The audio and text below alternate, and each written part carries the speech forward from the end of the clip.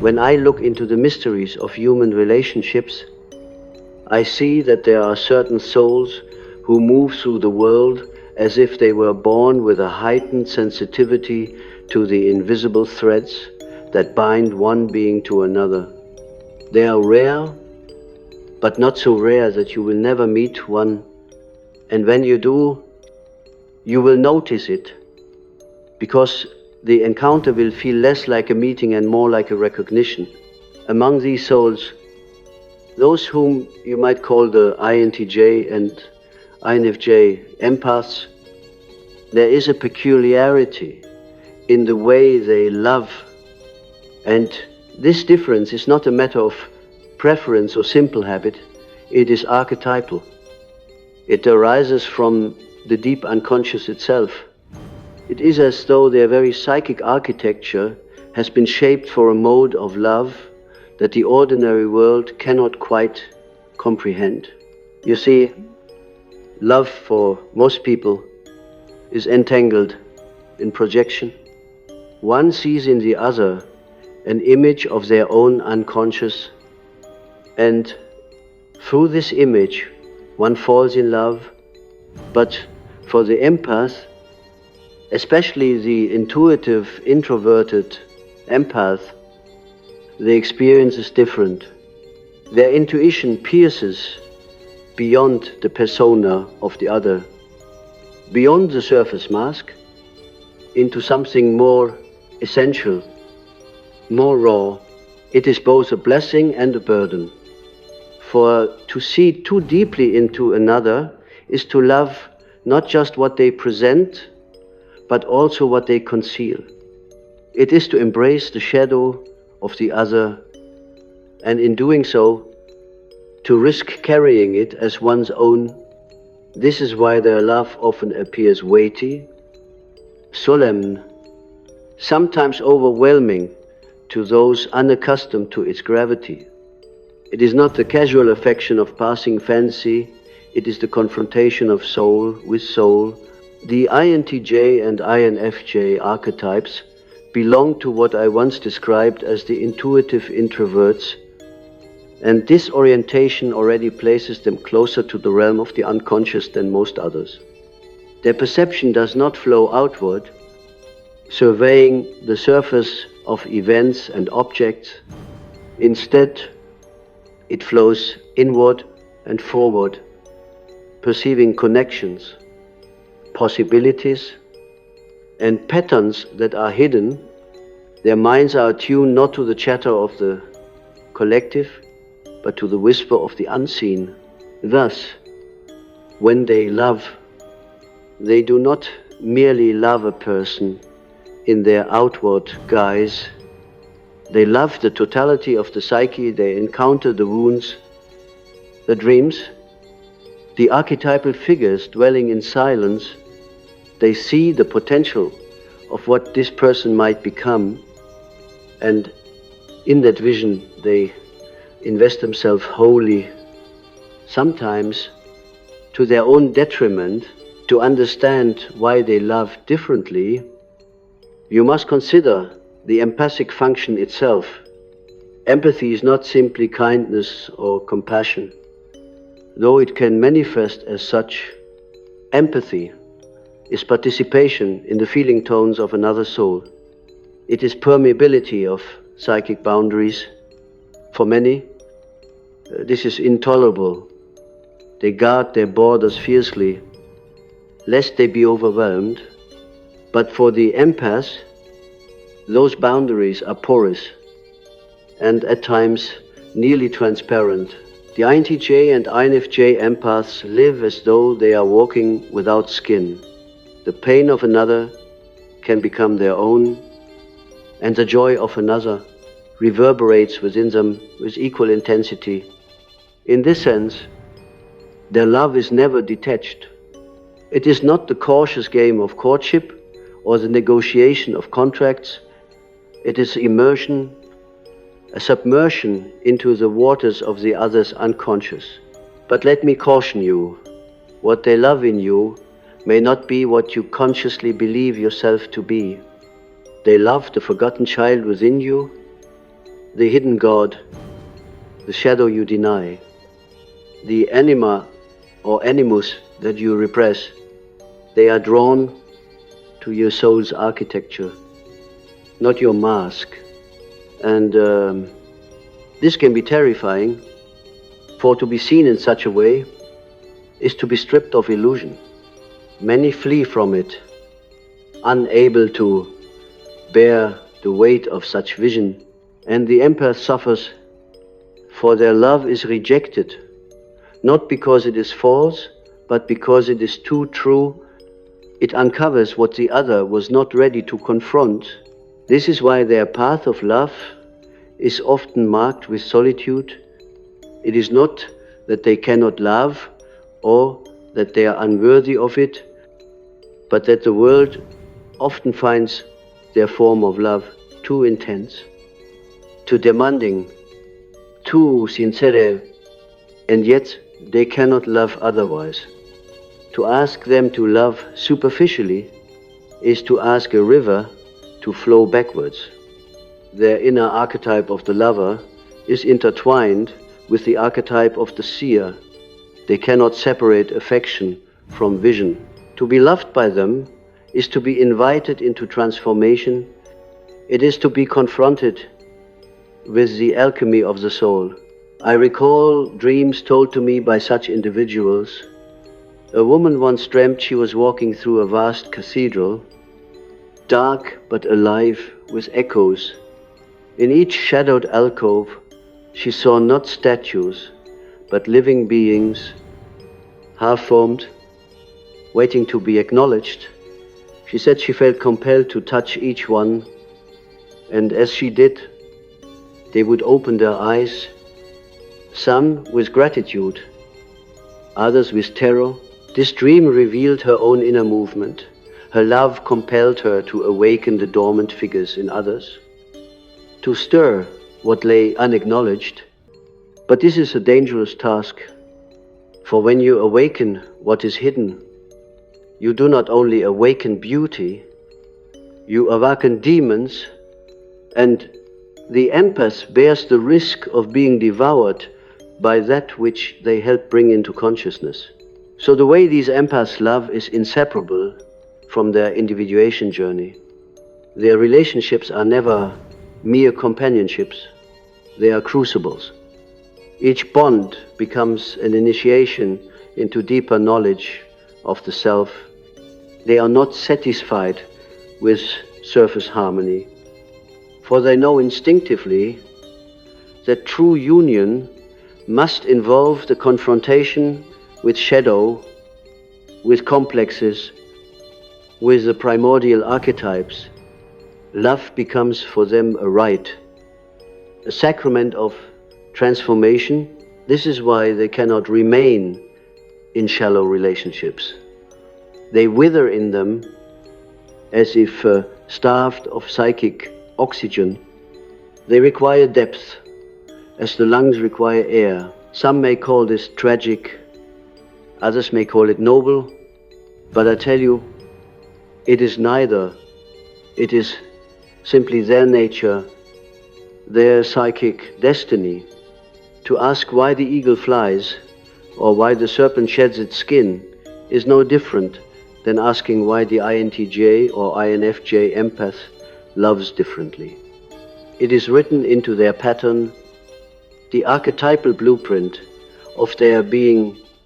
Yet, awareness of this pattern is essential, for without awareness, it becomes a curse. They may love compulsively, drawn to the wounded and the broken, mistaking suffering for depth. They may lose themselves in the shadow of another, forgetting their own light, and in this forgetting, they may fall into despair. But when awareness comes, when they recognize that their love is not weakness but initiation, then their path becomes clearer. They learn to discern between carrying the wounds of another and walking beside them. They learn that empathy does not require self-annihilation, that vision does not necessitate sacrifice of the self. Their love matures into something alchemical. It does not rescue, but it transforms. It does not bind, but it liberates. It awakens not only the other, but also themselves.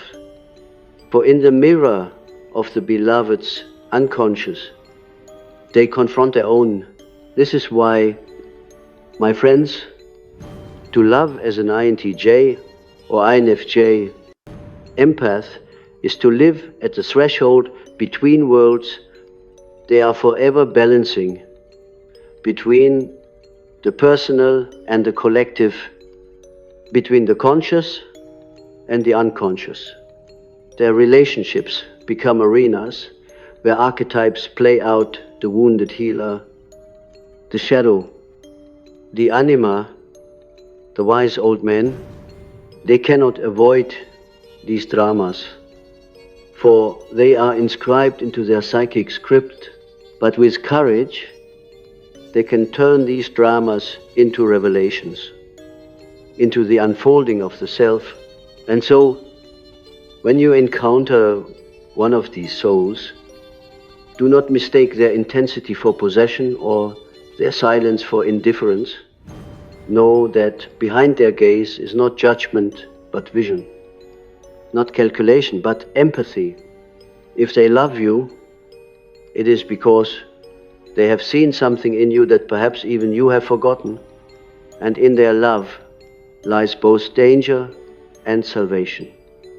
For they will not let you remain asleep. Their love is a summons to awaken. You must understand that for the empathic soul of the INTJ or INFJ kind, love is never a simple attraction of bodies, nor is it merely the companionship of shared interests.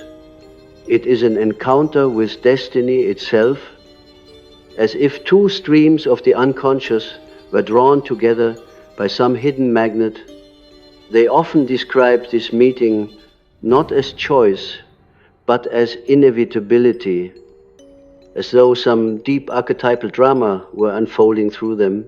Indeed, when the unconscious moves, it moves with the weight of eternity, and the ego is but a frail vessel swept into its current.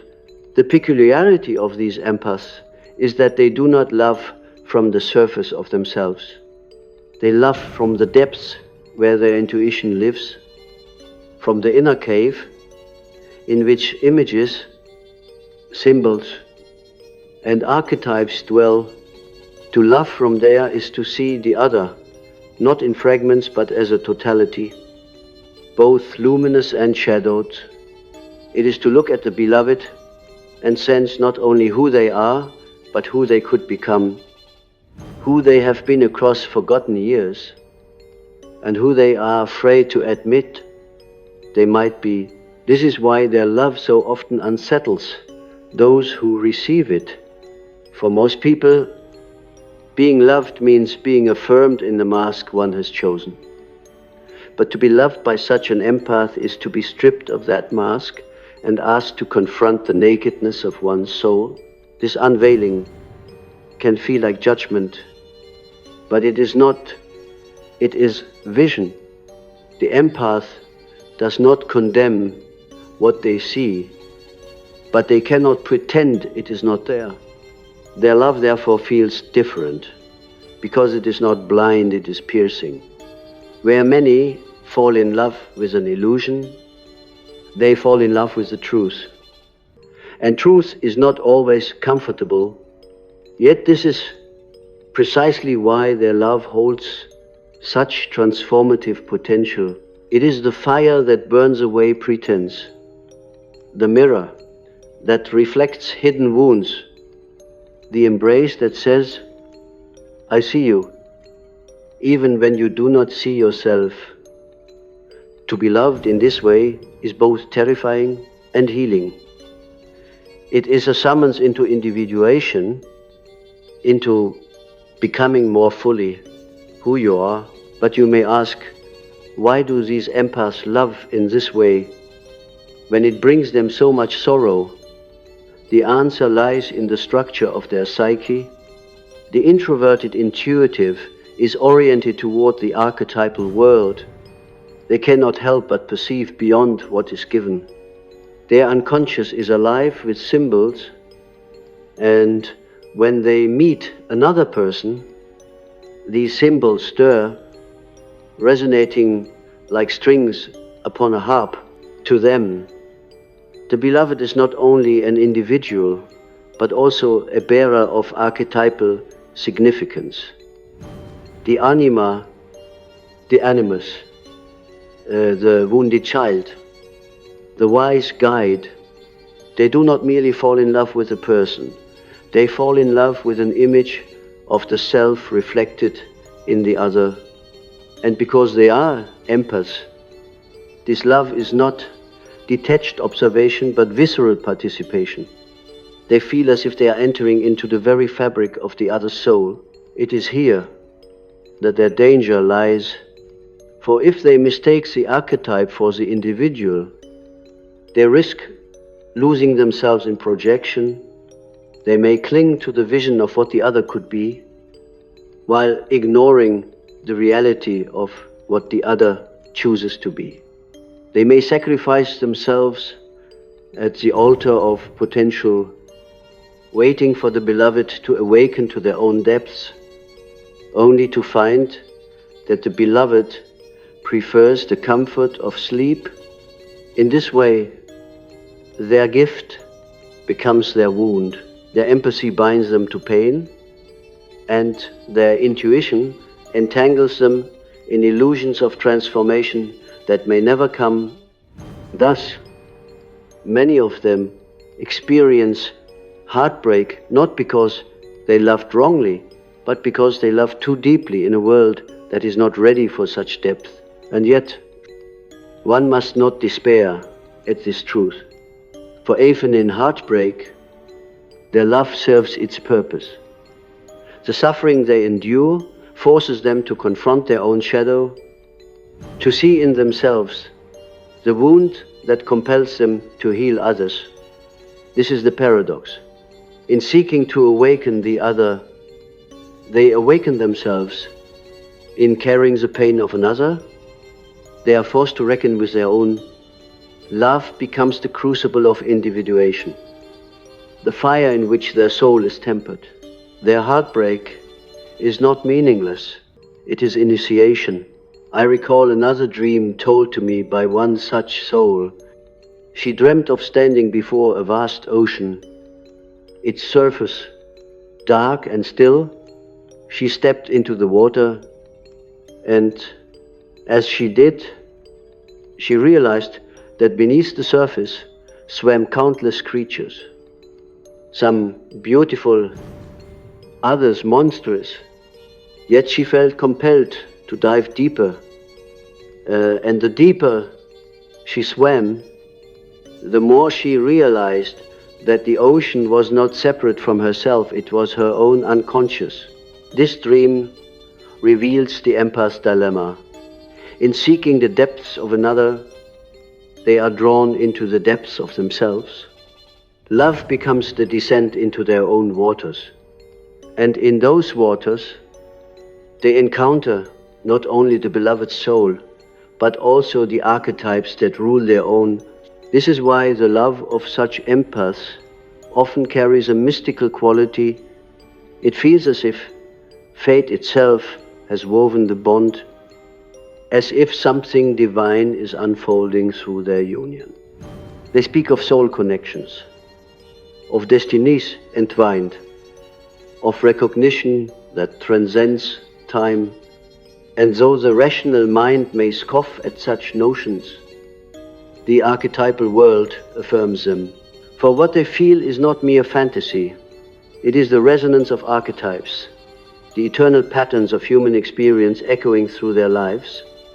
When they say they feel as though they have known someone forever, it is not simply metaphor, it is the unconscious speaking through them, recognizing in the other an image it has carried all along. Yet I must warn you again, Such recognition is double-edged, for just as the archetype can awaken the highest in us, it can also ensnare us in illusion.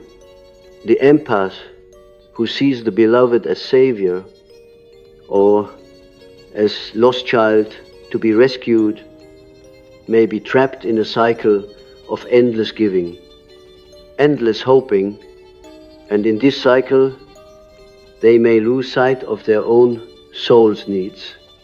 It is crucial for them to remember that true love does not consume the self, but reveals it. Love that demands self-erasure is not love, but possession. The archetypes must be honored, but not mistaken for the whole truth of the individual. Therefore, the path of the INTJ and INFJ empaths in love is one of discernment. They must learn to distinguish between the image and the reality, between archetypal resonance and personal truth. This is no easy task, for their very nature compels them toward immersion. But with awareness, they can love without losing themselves. They can see without being blinded by vision. They can feel without being drowned. Then their love becomes not only transformative for the other, but also liberating for themselves. It becomes the union of two souls, not the absorption of one into the other.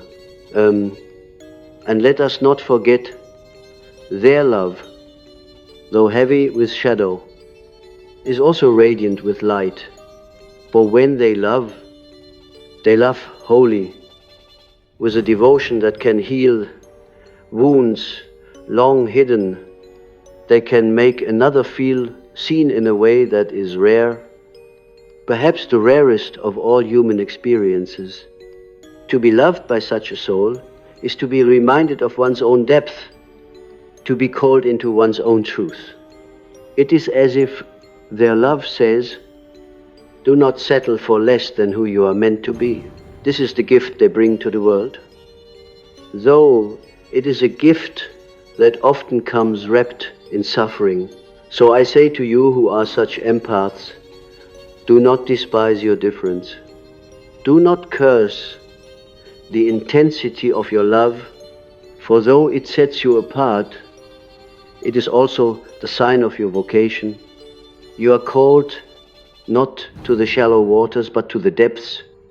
And though many will fear those depths, though some will reject you for them, you must not abandon them. For in those depths lies the treasure of the self, the jewel hidden in the darkness. Your love is the lantern that illuminates that path, both for yourself and for those who are brave enough to walk beside you. And to those who are loved by such souls, I say, do not take their love lightly. Do not mistake it for ordinary affection. To be loved by an INTJ or INFJ empath is to be invited into transformation. It is to be asked to shed your masks, to confront your shadows, to awaken to your own depths. It is not an easy invitation, but it is a sacred one. If you accept it, you may find that their love is not only different, it is salvific. It does not merely comfort you, it remakes you. It does not merely accompany you, it initiates you. And in that initiation, you may discover yourself anew.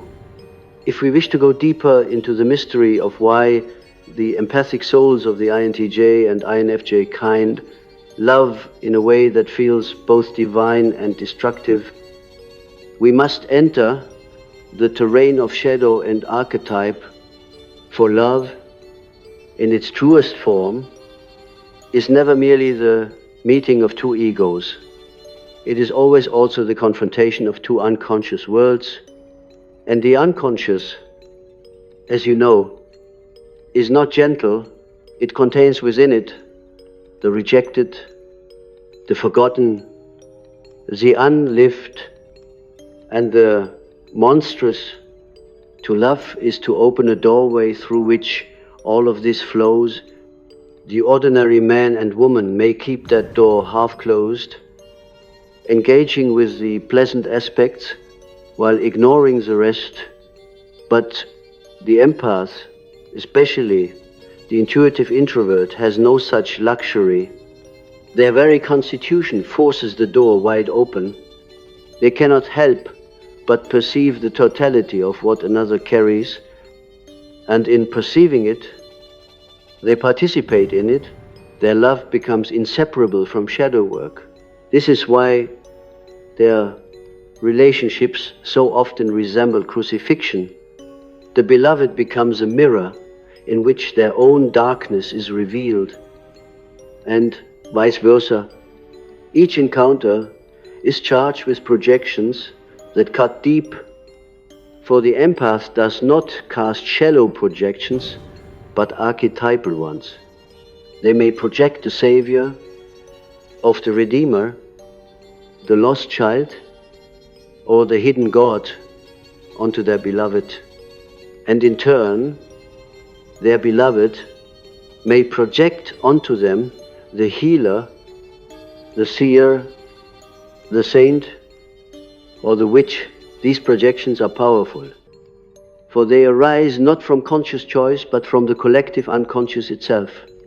And when two souls are caught in such projections, they live out dramas older than history. They become characters in myths, not merely partners in daily life. Take, for example, the Anima and Animus. Every man carries within him the image of the feminine.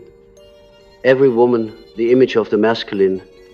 When an empath meets someone who resonates with these inner images, the attraction can feel irresistible. It is not simply that they like the person, it is that their soul feels it has encountered its own hidden half. This is why such relationships feel destined, fated, charged with an energy that defies logic. But the danger is that the beloved is mistaken for the archetype itself. One does not merely love a man or woman, one loves the anima or animus shining through them. And when the reality of the individual does not live up to the archetypal projection, disillusionment follows with crushing weight. For what the empath thought they had found was not merely a partner, but salvation. This pattern is intensified in empaths because their sensitivity makes them more attuned to these inner figures.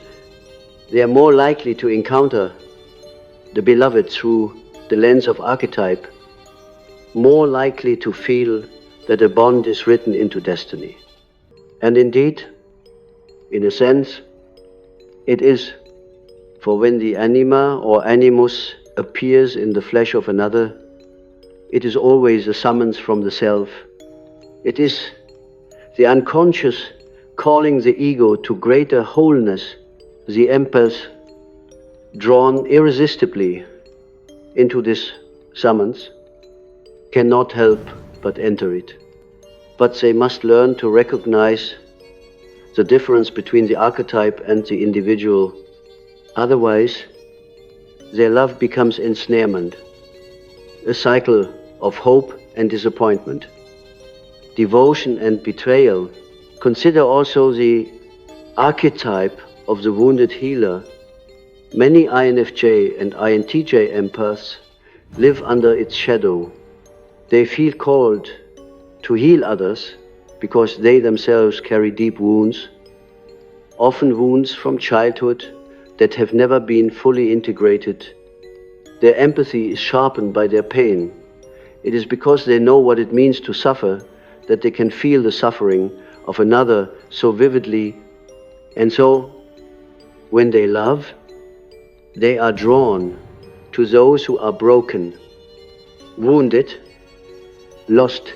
They see in the beloved not only a partner but a patient, a soul to be mended, a wound to be closed, their love becomes medicinal, but also sacrificial. They pour themselves out in the hope of healing the other, often at the cost of their own well-being. Yet the paradox is this: in attempting to heal the beloved, they are unconsciously seeking to heal themselves. The wound they see in the other is a reflection of their own wound. Their love becomes a mirror in which they confront their own pain. If they are unaware of this, they will repeat the same pattern endlessly, loving those who cannot love them back, sacrificing themselves for those who cannot be saved. But if they awaken to it, if they recognize that the healing they seek must begin within, then their love becomes a path of individuation. It becomes the fire in which their wound is transformed into wisdom, their suffering into compassion. Dreams often reveal this truth. A man once dreamt that he was carrying a broken bird in his hands. He tried to mend its wings, but the more he tried, the more the bird bled. Finally, he realized that the bird was not separate from him, it was his own heart. This dream reveals the essence of the wounded healer. What they try to save in others is what they must save in themselves. Until they understand this, their love will always lead them into crucifixion. For they will always seek in another what they have denied in themselves. But once they accept it, their love becomes resurrection. They are no longer bound to save the other. Instead, they walk alongside them in mutual healing.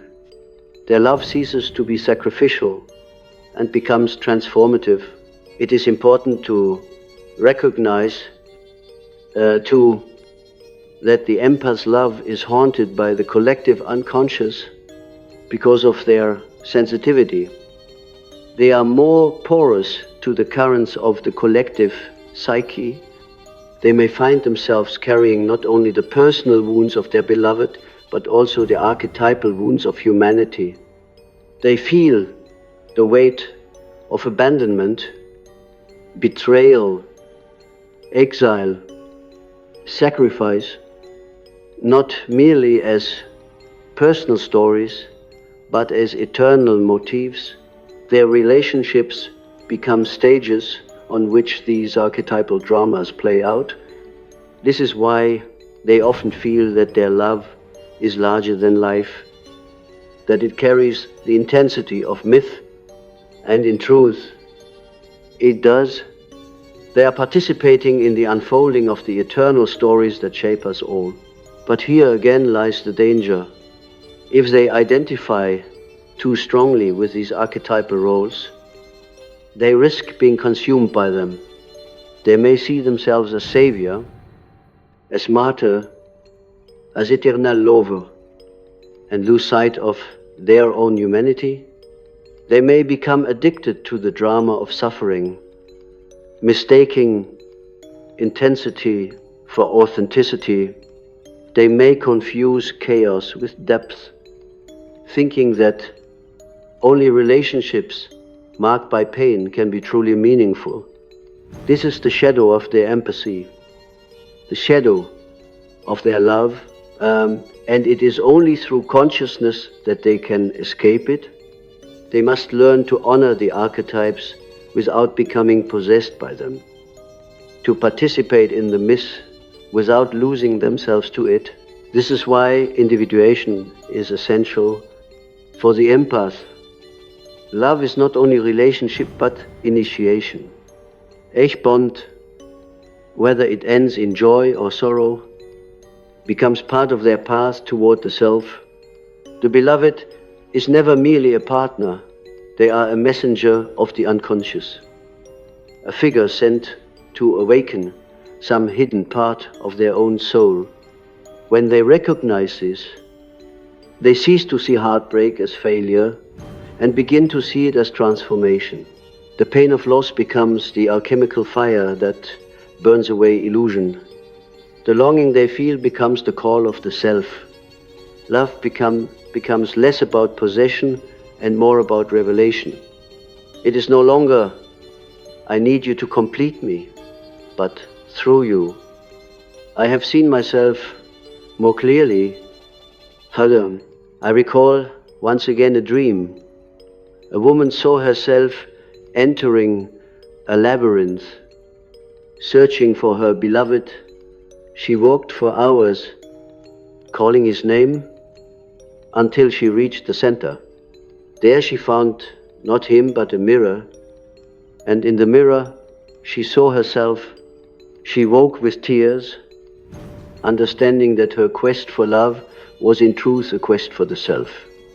This is the essence of the empath's journey. They seek the beloved, but what they truly seek is the wholeness within themselves. The beloved is both real and symbolic, both companion and guide. To love is to walk the labyrinth of the soul, and at its center, to meet oneself. Therefore, we must say, the love of the INTJ and INFJ empath is different, not because it is better or worse, but because it is archetypal. It is written in the language of the unconscious. It carries the weight of myth. It is destined to be both painful and transformative, for it is not satisfied with illusions, but demands truth, and truth always wounds before it heals. But in this wound lies the possibility of awakening, for when such an empath learns to love without losing themselves, when they learn to see without projecting, when they learn to heal without sacrificing, then their love becomes what it was meant to be. A force of individuation, a light in the darkness, a union that serves not only two souls, but the whole of humanity. We now arrive at the final turn of the spiral, where all that has been said about the empath's love, its wounds and its visions, must be seen not as fragments, but as parts of a greater pattern. For it is not enough to describe how they love differently. One must also glimpse what purpose this difference serves. In the end, love is never merely about union with another. It is about the awakening of the soul. And for the empaths of the INTJ and INFJ kind, this awakening is written in fire and shadow, in crucifixion and in resurrection. We have seen how their love carries the weight of archetypes, how it draws them into the depths of the beloved's unconscious, how it confronts them with projections of savior and wounded healer. Anima and Animus. We have seen how their empathy makes them porous, how they feel the pain of another as if it were their own. And we have seen how this difference leads to sorrow, how their love is often rejected for its intensity, how they are left wounded and bewildered by a world that does not understand them. Yet the truth is that their love was never meant to be understood in the ordinary sense. It is not utilitarian, not transactional, not even romantic in the conventional way. It is initiatory. It calls forth transformation. It is the alchemical furnace in which the lead of the unconscious is turned into the gold of the self. The alchemists spoke of the conjunctio, the sacred union, not merely as a union of man and woman, but as the marriage of opposites within the soul. The empath, when they love, is drawn instinctively toward this conjunctio. They sense in their beloved not only a partner, but the missing half of their own psychic reality. This is why their love feels destined, why it carries the force of myth, They are seeking not merely companionship but wholeness. Yet the danger is that they look for this wholeness outside themselves in the form of the beloved, rather than within. This is why their love so often breaks them, for no other person can bear the weight of such expectation. The conjuncture can never be fully achieved through another. It must be realized in the depths of the soul, and yet, paradoxically, it is often through the beloved that one is led to this realization. The beloved becomes the mirror, the guide, the catalyst, but never the completion itself. Thus the empath's path is marked by a sacred tension. They are drawn to the other with a love that feels absolute, but they must learn to release the other in order to discover the absolute within. They must pass through the fire of attachment and loss to discover that what they sought was never outside, but always within. This is why their heartbreak is not meaningless. It is the crucible through which they are stripped of illusions, forced to confront their own shadow, and compelled to turn inward. In the ashes of their despair, they find the seed of the self. I once said that no tree can grow to heaven unless its roots reach down to hell. For the empath, love is the soil in which this truth is lived. Their love drives their roots deep into darkness, into pain, into shadow. But if they endure, if they do not flee from the suffering, but allow it to teach them, then their soul begins to rise toward heaven. Their love becomes purified of illusion, freed from projection. Tempered by fire, they discover that true love does not bind or consume, but liberates. It is not the possession of another, but the recognition of the divine image in them. It is not sacrifice unto death, but transformation unto life. This is the resurrection, hidden within their crucifixion. For though they may die 1,000 small deaths in the loss and rejection of their love, each death is also a rebirth. A wound, when integrated, becomes a source of wisdom. A shadow, when confronted, becomes a bearer of light. Their empathy, once a burden, becomes a gift of discernment. They learn to love with clarity rather than compulsion, with vision rather than projection, with presence rather than possession. They learn to hold the beloved not as savior or patient, but as fellow traveler. And in this way, their love becomes not only different, but sacred. To describe this sacred love is difficult, for it is less an emotion than a state of being. It is not the fevered intensity of longing. Though longing may accompany it, it is not the desperate desire for union. Though union may arise from it, it is a calm fire, a radiant stillness, a seeing that does not consume but illuminates. It is the love that says, I see you as you are, shadow and light, and I honor both. I do not need you to complete me. But in walking with you, I am more fully myself.